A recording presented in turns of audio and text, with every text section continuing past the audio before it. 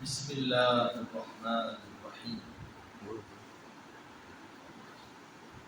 له معقبات من بين يديه ومن خلفه يحفظونه من امر الله ان الله لا يغير ما بقوم حتى يغيروا ما بانفسهم واذا اراد الله بقوم سوءا فلا مرد له وما لهم من دونه من وال. له அவனுக்கு இருக்கின்றது மாக்கிபாத்தின் பைன் எதையும் கல்விக்கு யஹ்ஃபதுனஹு, அவனை பாதுகாக்கக்கூடிய முன்னும் பின்னும் இதற்கு மத்தியிலேயும் தொடரக்கூடியவர்கள் இருக்கின்றனர். மின் அம்ரில்லாஹ், அல்லாஹ்வுடைய கட்டளைகள். நிச்சயமாக அல்லாஹ் எந்த ஒரு சமுதாயத்தை மாற்றுவதில்லை, அவர்கள் தங்களை தாங்களே மாற்றிக் கொண்டார்கள். வைதா அராதல்லாஹு பிகௌமின் சூஅன் ஃபலா மரத்த லஹு, ஒரு சமுதாயத்திற்கு அல்லாஹ் தீங்கு செய்ய வேண்டும் என்று அவன் நாடிவிட்டால் அதை தடுக்கக்கூடியவர்கள் யாரும் இல்லை. அவனை அன்றி உதவியாளர்கள் அவர்களுக்கு யாரும் இல்லை. 13வது அத்தியாயத்துடைய 11வது வசனத்தில்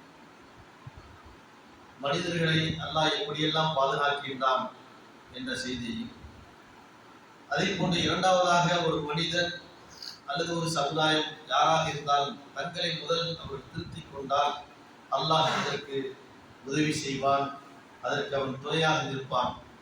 தங்களை திருத்திக் கொள்ளவில்லை என்று சொன்னால் அல்லாஹ்வுடைய தண்டனை வரும், அதை யாரும் தடுக்க முடியாது என்ற செய்தியை அல்லாஹ் இந்த வசனத்தில் பதிவு செய்கிறான்.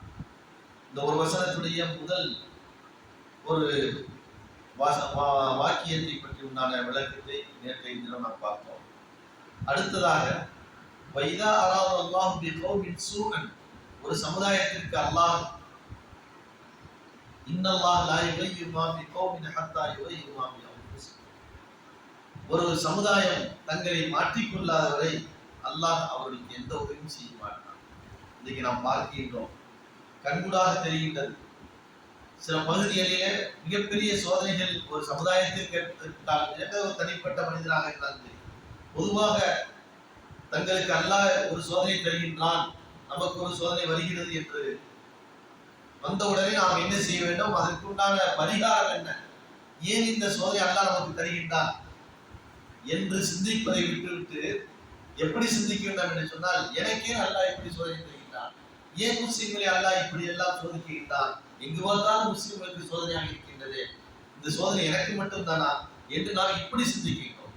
ஆனால் அல்லாஹ் எப்படி சிந்திக்க சொல்கின்றான், உங்களில் ஏற்பட்ட முசீபத்துக்கு என்ன காரணம், உங்களுக்கு ஒரு தீங்கு ஏற்பட்டால் அது உங்களுடைய கரங்களினால் தான் ஏற்பட்டிருக்கிறது, நீங்களாக செய்து கொண்ட தீமை தவிர நாம யாருக்கும் என்ன செய்வதில்லை, தீமை நாடுவதில்லை. அப்போ ஒரு தனி மனிதராக இருந்தாலும் சரி, ஒரு சமுதாயமாக இருந்தாலும் சரி, அல்லது ஒரு நாடாக இருந்தாலும் சரி, இன்னைக்கு நாம் நாடுகளிலே பார்க்கின்றோம், ஆட்சியாளர் இருப்பார்கள், அதிகாரத்தில் இருப்பார்கள், அதிகாரத்து சுப்ரீம் எல்லாம் நடந்து கொண்டே இருக்கும். இதுவரைக்கும் மக்கள் தன்னுடைய அந்த ஓட்டுரிமை எடுக்கும் வரைக்கும் சரியாக அவர்கள் எடுக்க ஆரம்பித்தால் அவருடைய அதிகாரம் பறிபோய்விடும், அசிங்கப்பட்டு நிற்பார்கள், ஒருவருக்கு ஒருவர் திட்டிக் கொள்வார்கள், ஒருவருக்கு ஒருவர் கேவலப்படுத்திக் அவர்களை அரசியல்வாதிகள் என்ன செய்வார்கள், கேவலப்படுத்திக் கொள்வார்கள்.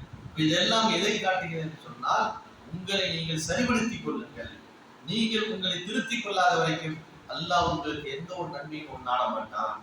அவனுடைய நன்மை நீங்க எதிர்பார்க்கின்றீர்களா, அவனுடைய ஒரு வேதனை நமக்கு வராமல் இருக்க வேண்டும் என்று நினைக்கின்றீர்களா, உங்களுக்கு வறுமை வராமல் இருக்க வேண்டும் என்று நினைக்கின்றீர்களா, நோய்கள் அதிகமான நோய்கள் நம்மை தொடரக்கூடாது என்று நினைக்கின்றீர்களா என்றால் இதற்கு காரணம் என்ன என்று நீங்கள் சிந்தித்து அதற்கு உண்டான பரிகாரத்தை நீங்கள் என்ன செய்ய கேளுங்கள்.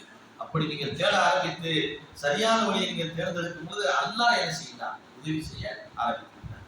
நபிகள் ஸல்லல்லாஹு அலைஹி வஸல்லம் ஒரு செய்தியை சொன்னார்கள், ஒரு அடியான் ஒரு 8 எடுத்து வைத்தால் அல்லாஹ் ஒரு ஜான் நெருங்கினார், அல்லாஹ் என்ன ஒரு பாகம் நெருங்குகின்றார். நம்ம தொழுகைக்கு நாடினால் அல்லாஹ் என்ன செய்யினார், வழிவகுத்து விடுகின்றார். தொழுகையே நாடவில்லை என்று சொன்னால் மாட்டேன், அப்படி சத்தம் அல்லாஹ் குருவியோட இதயத்தில் அல்லாஹ் என்ன செய்யினார், முத்திரை விடுகின்றார். அது மாதிரி நாம் நெருங்கத்தான் அல்லாஹ்வுடைய உதவி நமக்கு என்ன செய்யும், கிடைத்துக் கொண்டே இருக்கும் என்ற செய்தியையும், அதை போன்று வைதா அராதல்லாஹு வைதா அராதல்லாஹு பிகௌமின் சூஅன் ஃபலா மரத்த லஹு, அல்லாஹ் ஒரு சமுதாயத்திற்கு அவர்கள் எல்லை மீறி சென்று கொண்டிருக்கும் பொழுது அந்த சமுதாயத்தை அழிக்க வேண்டும் என்றோ அல்லது அவர்களுக்கு சோதனை கொடுக்க வேண்டும் என்று அவர் நாடிவிட்டால் பல மறந்த அதை யாராலும் என்ன செய்ய முடியாது, தடுக்க முடியாது. அதை கொண்டு அவருக்கு எந்த உதவியாளரும் இல்லை. பல வமாலம் வழி உதவியாளர்கள் உதவியாளர்கள் யாரும் எது வந்தாலும் நடக்காது. அல்லாஹ்வுடைய தண்டனை வந்து விட்டால் அதை தடுக்க உங்களால் என்ன செய்ய முடியாது என்றெல்லாம். ஆகினால் ஒன்று நாம் என்ன செய்ய வேண்டும், அது ஆட்சியாளர்களாக இருந்தாலும் சரி, அல்லது ஒரு ஜமாத்தாக இருந்தாலும் சரி, அல்லது ஒரு சமுதாயமாக இருந்தாலும் சரி, ஒரு நாடாக இருந்தாலும் சரி, உலகமாக இருந்தாலும் சரி, அதிகாரத்தை நம்முடைய கையில் இருக்கிறது என்பதற்காக என்ன செய்யக்கூடாது.